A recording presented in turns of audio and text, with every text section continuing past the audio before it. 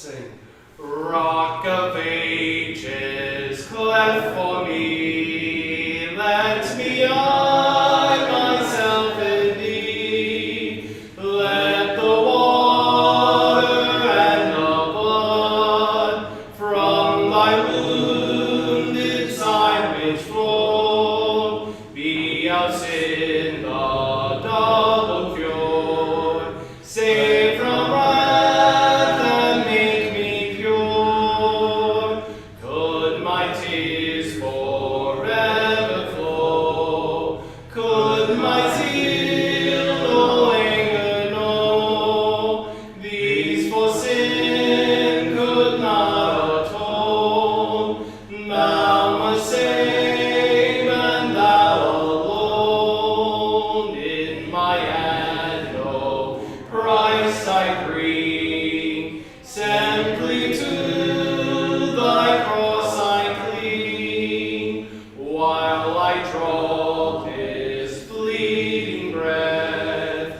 When my eyes shall close in death, when I rise to worlds unknown, and behold thee on thy throne, Rock of ages, cleft for me, let me hide myself in thee. Let's go to our classes.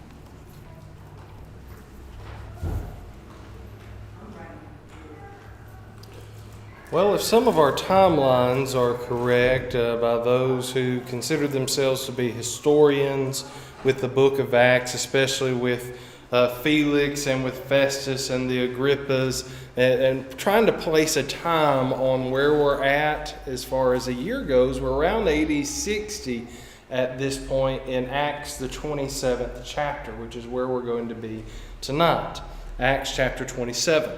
So if you recall, Paul had appealed unto Caesar. Why did Paul appeal unto Caesar? That was his right as a Roman citizen. Yeah, so first and foremost, he always has that right because of his citizenship that he had had. Oh, why else does he appeal? He's not getting a fair trial, remember? No matter what, it's just one person after another. He's been dealt cruelly at times. He's been in prison for a long time. And so there's that side of it. But there's a third reason why he's going to appeal to Caesar, or at least in my mind, there's a third reason. And remember, He wants to go to Rome? yeah, he wants to go to Rome, and he wants to go to Rome to spread and teach the gospel there. And of course, he's going to have 2 long years there that we know of, uninterrupted, where he's able to do that, which is great. So we see him there and appealing to Caesar. And remember what the king said there at that time. Agrippa said unto Festus at the last verse of chapter 26, "This man might have been set free had he not appealed unto Caesar." Well, the fact is he was innocent. They all knew he was innocent from the beginning. But the issue is, if they set him free there too, there was a mob waiting for him to kill him. So he appeals unto Rome. And so we left off there last week, him making that appeal, and now he's finally going to begin that journey over to Rome. Is this going to be necessarily an easy journey? And if not, what are they facing in chapter 27 as they're making it about halfway, maybe a little over halfway there? Storm? Yeah, storms. It's the wrong time of year to be selling. All right, so we can see that and also I want to point this out as well. This is one of the last we sections. In fact, I think this may be the last we section in the book of Acts. So this is the last time that we know of Luke is going to be with Paul. Maybe he's with him later on. Some picture Paul at the end of the book of Acts living a little bit longer beyond that. Maybe he does. We don't know exactly the day in which he died, and the book of Acts doesn't end with his death necessarily. But we can see what takes place here in this chapter with Luke there, or being there with him. So we're at a time of year where the months of October, November, December, January, February, on into March, where the waters aren't ideal for safe travel. The winds aren't blowing the right directions, or not necessarily just in the right or wrong directions, but they're causing these big storms to come about. Much like what we might see in our hurricane seasons in some of our coastal states, and whenever those things come about. So they have that going on there as they're beginning to set sail. But they're going to hire perhaps a larger vessel to be able to avoid some of that. And they're going to go from ship to ship so that they can get the winds just right so that they're able to get there, because they don't have modern convention. They don't have a power engine moving them right along. They are simply wind-powered vessels. So they're having to do a lot of moving and transitioning here. And we'll note some of that as we go along and we study this. But I do want to point out something else. In 2 Corinthians, the 11th chapter, something that most say has already been written, so it's already taken place, so we don't read about it in the book of Acts. But Paul began to speak about all the times that he had been suffering a variety of different things. And remember, he mentions how he had suffered shipwreck. How many times? 3 times. And so one night, didn't he stay out in the deeps for one whole night there? So he's faced shipwrecks before, and he's faced storms before. But this is going to be a little bit different. And the people there who are captaining these ships, they don't really want to listen to him and what he has to say by any means. So let's read some in the 27th chapter as Paul begins to be delivered over to a man by the name of Julius. When it was decided that we would sail for Italy, they proceeded to deliver Paul and some other prisoners to a centurion of the Augustan cohort named Julius. And embarking in I can't ever say this one right, so I'm going to skip the pronunciation of that, ship, which was about to sail to the regions along the coast of Asia, we put out to sea, accompanied by Aristarchus, a Macedonian of Thessalonica. The next day we put in at Sidon, and Julius treated Paul with consideration and allowed him to go to his friends and receive care. Let's stop there and dissect some of that for just a moment. We have this man by the name of Julius that shows up. And how is he treating Paul first and foremost? How is he treating him overall? Yeah, he treats him well, very fairly. Perhaps he has letters. We know that he would have letters. What they said, we don't know. So perhaps he had letters saying that this man, we find no wrong in him. He is not, you don't have to worry about him running away or anything like. So he's probably got something along those lines. He's not a flight risk. So you can let him kind of come and go, and people come and go to him because he wants to go to Caesar. He asked to go there, right? So he's going, and who does he go to? Who does Paul go to? He doesn't call them out by name, but they are called a special name, friends. He goes to his friends, and they give him whatever these things are that he may need. Can we think of some of those things that he would need? Yeah, food, right? He's a prisoner. You're on a prisoner's sustenance. And as we learn going on, there's minimal food later on in this chapter. Some of them are starving, it seems. And so food's going to be one of those things. Maybe some more clothing. Are there any letters that they may have waiting for him or concerns that they may have? all those types of things as well.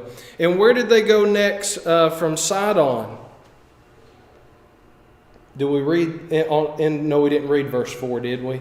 From there we put out to sea, and the winds were contrary when we had sailed through the sea along the coast of Cilicia, or took shelter in Cyprus because the winds were contrary.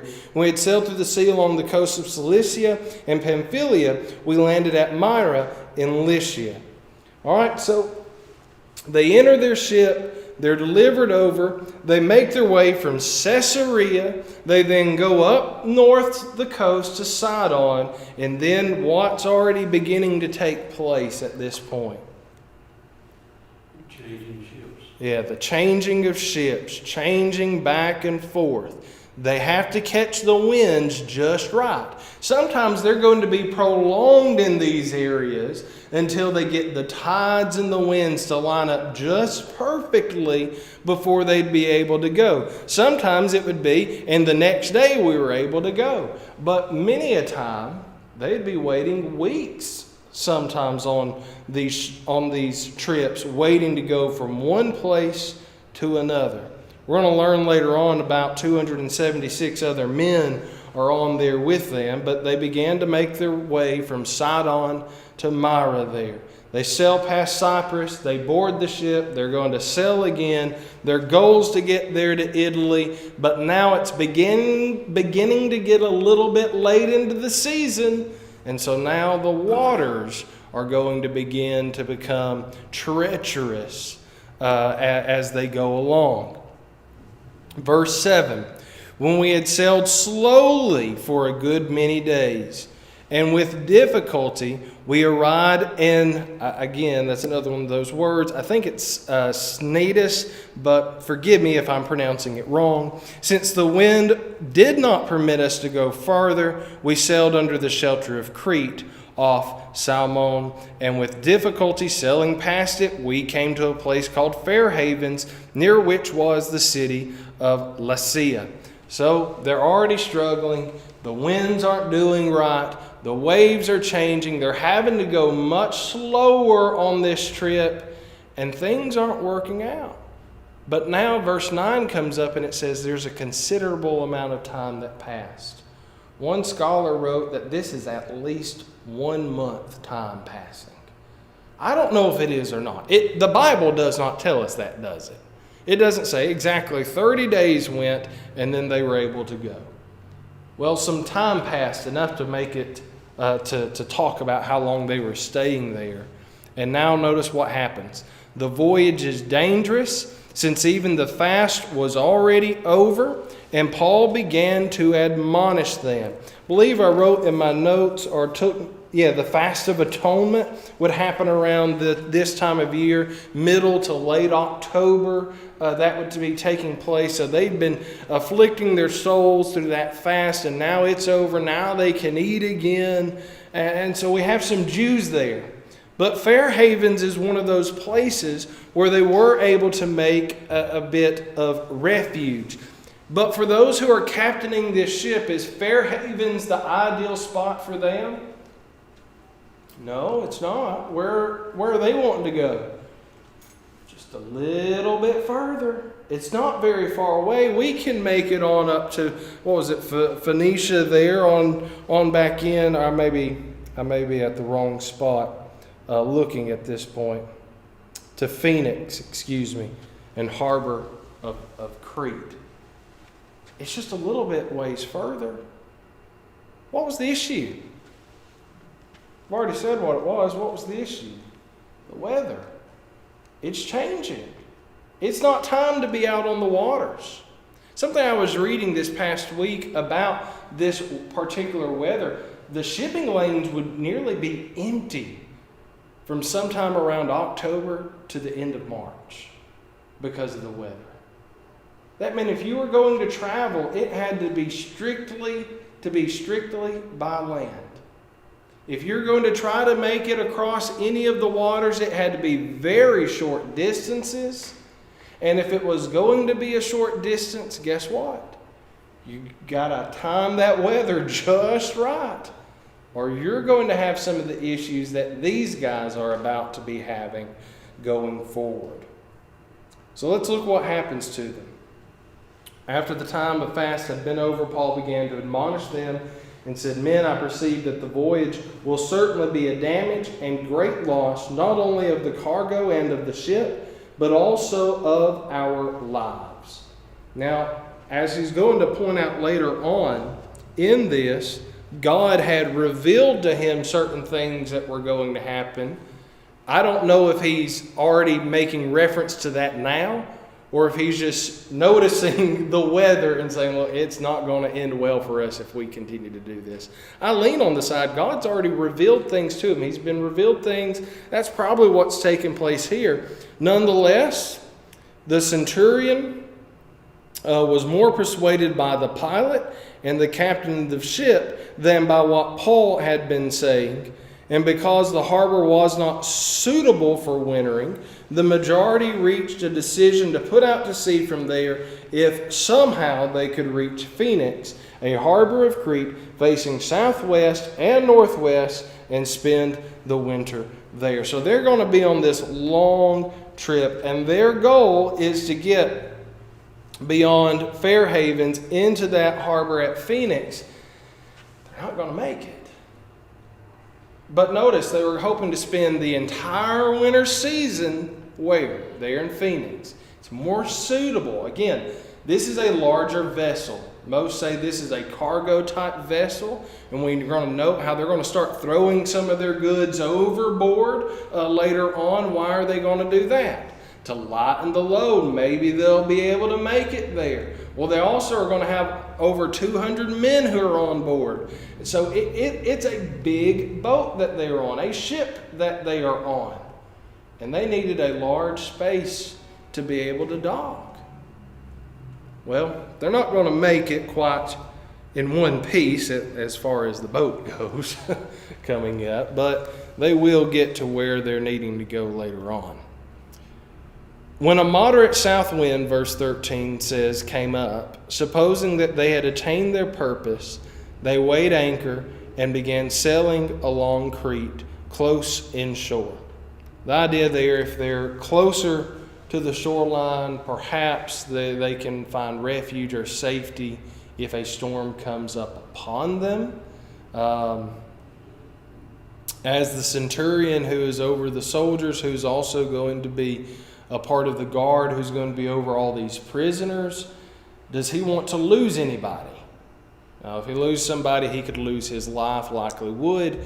So we have that side of it as well. So they're all trying to make just the best decision possible. If they do have a bunch of goods on board, it'd be better if they were closer inshore than offshore, because if some of those goods fall off, guess what they could do?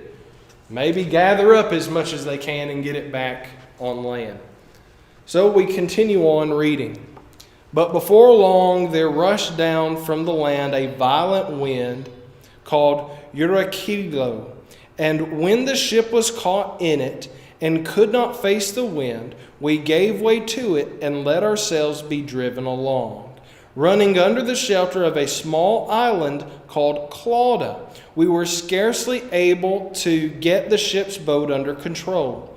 After tying cables and undergirding the ship, and fearing that they might run aground on the shallows of Cyprus, they let down the sea anchor, and in this way let themselves be driven along. The next day, as we were being violently storm-tossed, they began to jettison the cargo. And on the third day they threw the ship's tackle overboard with their own hands, since neither sun nor stars appeared for many days, and no small storm was assailing us. From then on, all hope of our being saved was gradually abandoned. So a lot of stuff was taking place there. That course that they were on, it became very, very difficult. Now, we can't really imagine probably what the captain of that ship would be going through mentally at that point. But we can think about some of the worst storms that we have faced and how we have been anchored down, hunkered down in our homes, and how we wait those things out. But I'm often reminded of the story, of course, of Jesus and the stormy sea there when he is doing what on the boat? What was Jesus doing? Yeah, he was sound asleep. Not going to say the master was snoring by any means, but he was out cold. That storm did not faze him one bit. But what was the emotions of his followers at that time? Scared to death. Scared to death. We sing a song about that event, right? Master, the tempest is raging. Why do we sing that? To remind ourselves of the storms of life and how the winds and the seas obeyed his will then. And that's why we pray in his name now. And so we can see this storm coming about. And notice what Luke said there in that verse that we left off in wasn't that verse 20? What was their emotions? They were gradually, my Bible said, they were gradually abandoning all hope of being saved. Giving up. Yeah, they gave up. The captain, the crew, probably the prisoners. Everybody's just giving up. Luke, he's including himself in that, right? And from then on, all hope of our being saved. Yeah. They were scared. Well, let's not leave them there, right? Verse 21. When they'd gone a long time without food, Paul stood up in their midst and said, "Men, you ought to have followed my advice and not have set sail from Crete and incurred this damage and loss.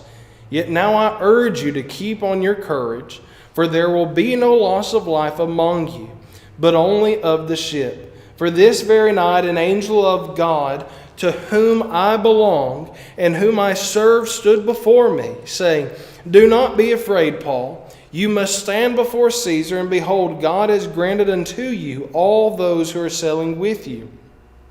Therefore, keep up your courage, for I believe God that it will turn out exactly as I have been told. But we must run aground on a certain island.'" So what does Paul do? Besides say, "I told you so." I think we all got that one. He encourages them. Yes, he told them that this was going to happen. Now he's telling them, look, the God that I serve has revealed to me that this is going to get a lot worse. And if we want to make it out of here alive and not a single one of our lives be spared, we must run aground. We must get out of here. Well, let's see what happens as they go along. The storm begins to bout again, and the ship is going to be wrecked. Verse 27, when the 14th night came, as we were being driven about in the Adriatic Sea, about midnight the sailors began to surmise that they were approaching some land. My eyes are doing something silly right now. They took soundings and found it to be 20 fathoms. And a little farther on they took another sounding and found it to be 15 fathoms. Fearing that we might run aground somewhere on the rocks, they cast 4 anchors from the stern and wished for daybreak. But as the sailors were trying to escape from the ship and had let down the ship's boat into the sea, on the pretense of intending to lay out anchors from the bow, Paul said to the centurion and to the soldiers, "Unless these men remain in the ship, you yourselves cannot be saved." Then the soldiers cut away the ropes of the ship's boat and let it fall away. Sorry, my eyes were not focusing on the verse that I was trying to read, and that made it very difficult there. Apologize again. So they're lost in a storm out at sea, and how many days had they been battling through this storm, did it say? 14.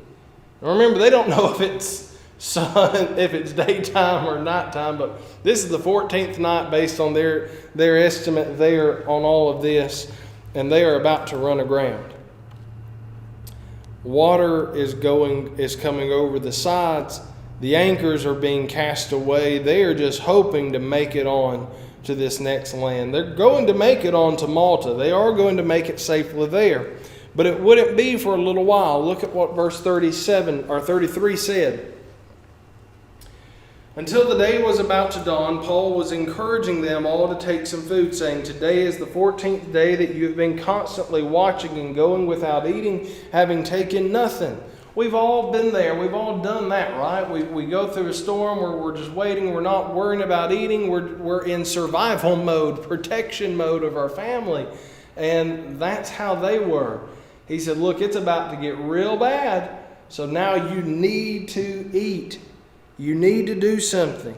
I encourage you, take some food, for this is for your preservation. For not a hair from the head of any of you will perish. Well, what comforting words. The man who told us that if we set out from here, it's going to be bad, and now it's bad, and now he tells us we're going to make it out alive, but it doesn't look like we are at all. Now he's telling us to eat, and if we eat, we'll be preserved. They don't have much choice but to listen to the guy, right? They're perishing. We look to scriptures all the time and think about how malnourished we can be when it comes to our walks with the Lord. And what should we be doing? Rather than fasting from His Word, we need to be hungering and thirsting for it, for righteousness. He says if you hunger and thirst for righteousness, you'll be filled. We cannot just have the milk of the Word. We're not going to get full that way. What do we need? The meat of the Word. What is the meat of the Word? Define the meat of the Word.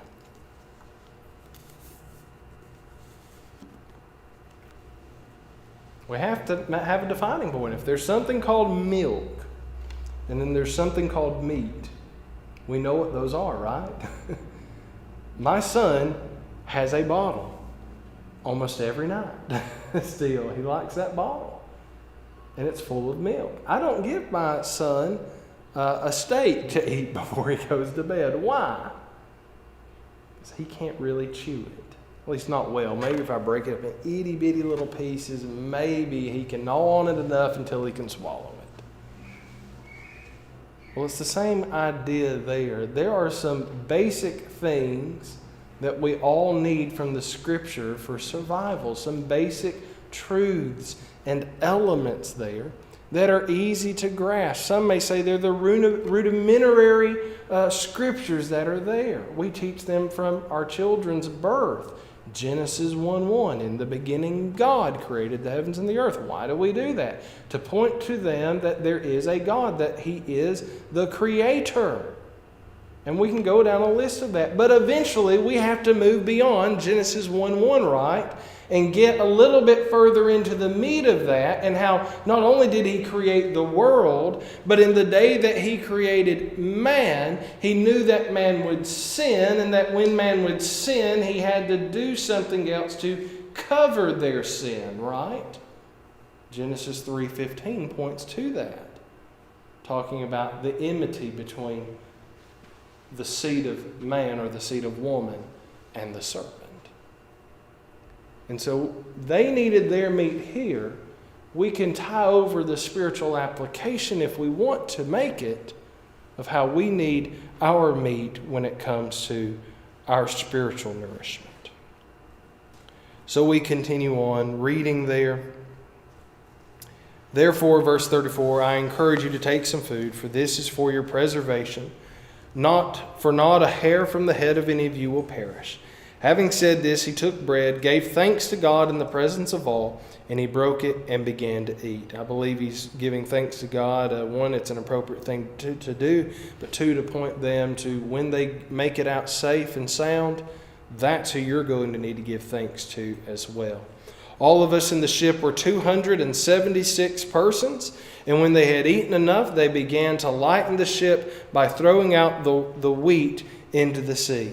When day came, they could not recognize the land, but they did observe a bay with a beach, and they resolved to drive the ship onto it if they could. Casting off the anchors, they let them in the sea, while at the same time they were loosening the ropes of the rudders and hoisting the foresail to the wind.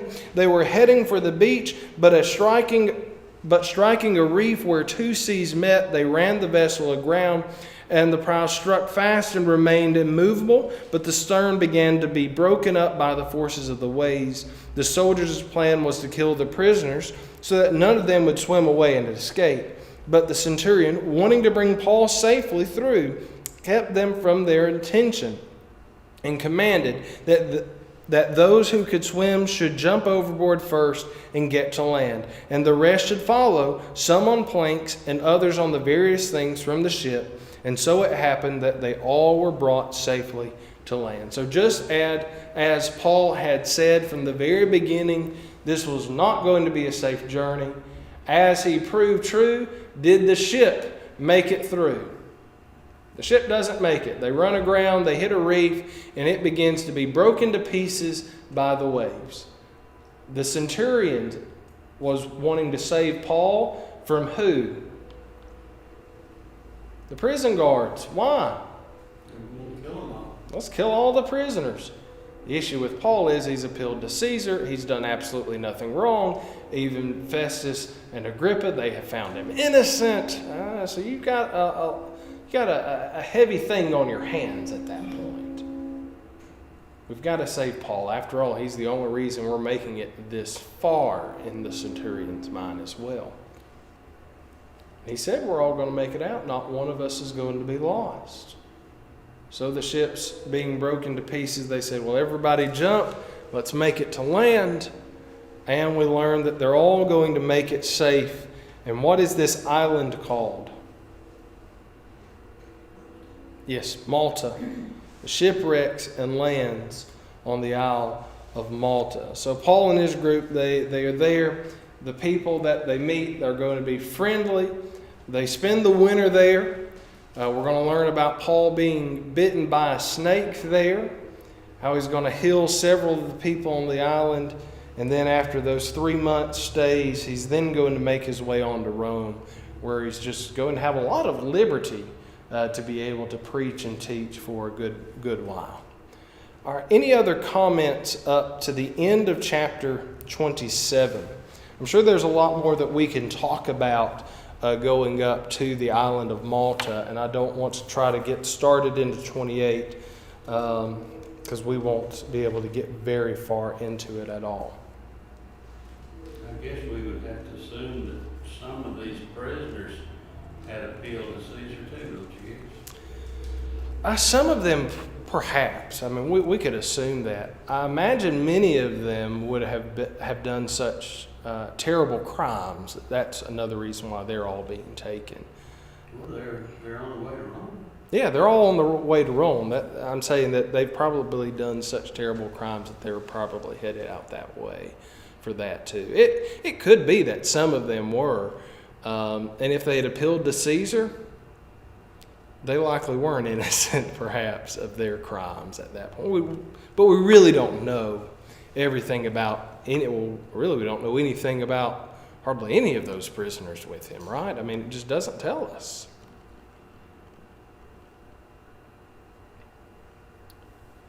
What else do we make about the Fast of the Atonement there? And that's mentioned in Leviticus 16.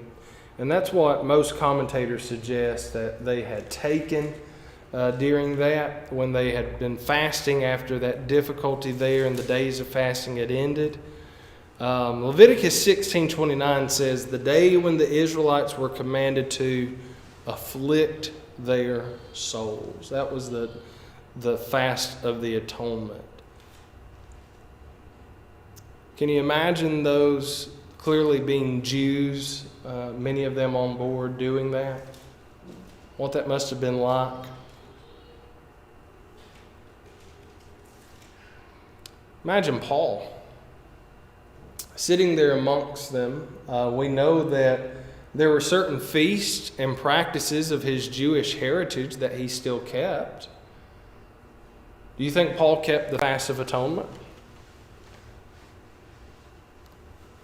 I don't know if he did or not. It doesn't say there, but he points out the days are over. It's time to eat. They might have taken a lot of that prisoners up there for the games, you know, they take them into like the arena and watch them fight, get blind. But Well, that's a possibility as well, yeah. It really is.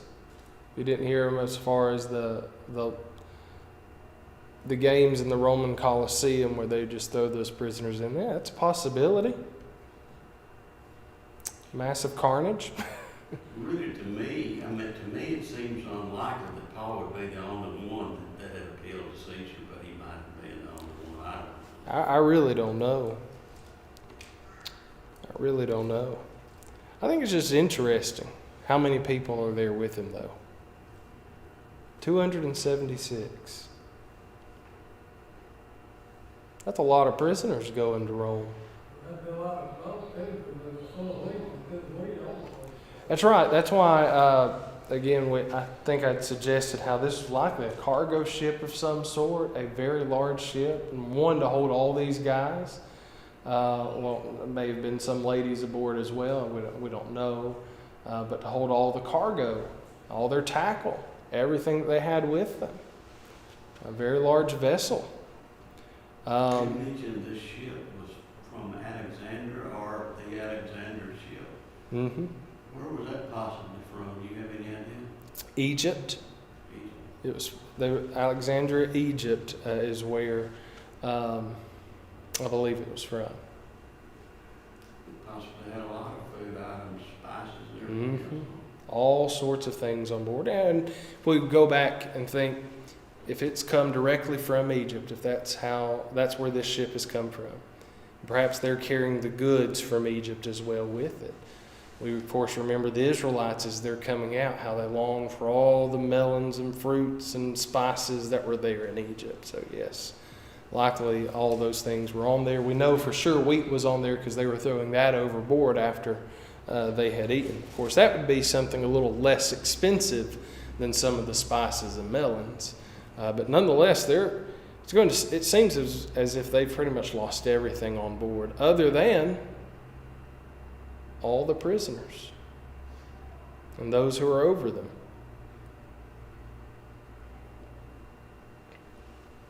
That's relatively a very small island, isn't It is. I don't think I wrote or have anywhere in these notes of mine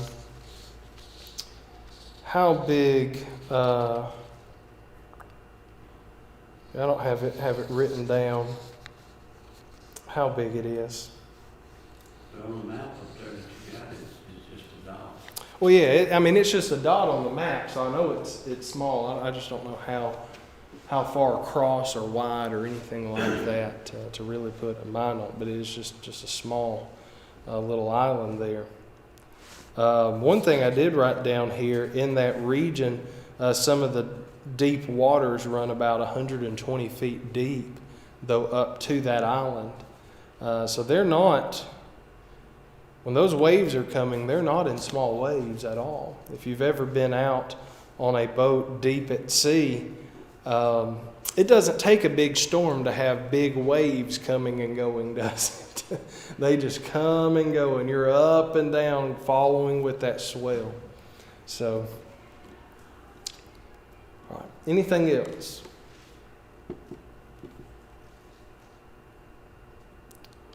All right, well, I don't have anything else that I want to make note of tonight on this. So we'll conclude our study there for the time being. And we'll pick up, Lord willing, there next time.